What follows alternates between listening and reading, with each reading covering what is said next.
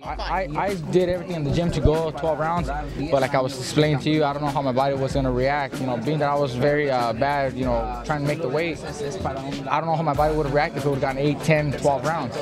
So for me, it was actually very fortunate that I ended the fight very early. I'm always a very patient, calm fighter and very counter. I try to counter my opponents, but this time we wanted to be a little extra careful. One, he does have heavy hands, and like I said, I don't know how my body was going to react to his punches. I was feeling fine before the fight, but I don't know how I was going to react to his punches, especially with someone who has heavy hands like himself. So I had to be a little extra careful, and like I said, I was able to actually land my jab and stand outside pretty comfortable. So I was ready to, you know, keep that pace going all night. Well, that shows, you know, I had good power, and you know, I was strong enough in the earlier rounds.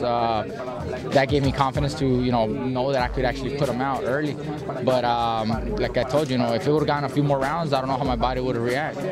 I think it's a good victory because, you know, everybody got a chance to see, you know, that I'm truly a good fighter, not just, you know, one time, you know, a lucky fighter or a bad night for Salido or something like that. You know, this shows that I am a good fighter. I have skills, and I could be here for a long time. You know, it has to be a very good, satisfying victory for me. But you know, we just got to keep moving forward, and there's a lot more to accomplish. It's something that happens.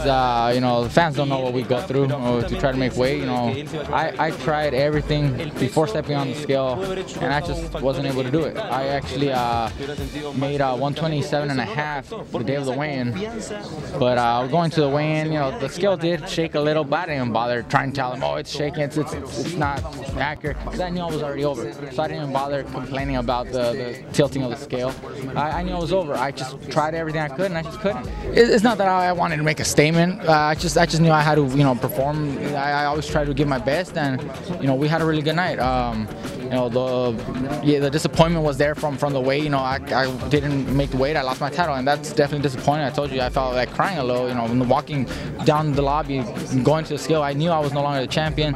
I felt teary, and I felt like crying a little. But you know, it's just part of, you know, I just couldn't do it. Part of the sport, and I got to move forward. I had always wanted, you know, maybe fight at 130 and fight 126 at the same time and defend both titles.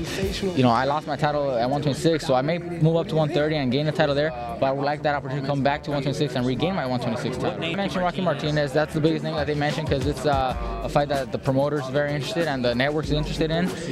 So I may actually, you know, fight him in my next fight. But it's really up to the manager and promoters to decide. They're the ones that handle my career along with HBO, you know, TV, and they get the work.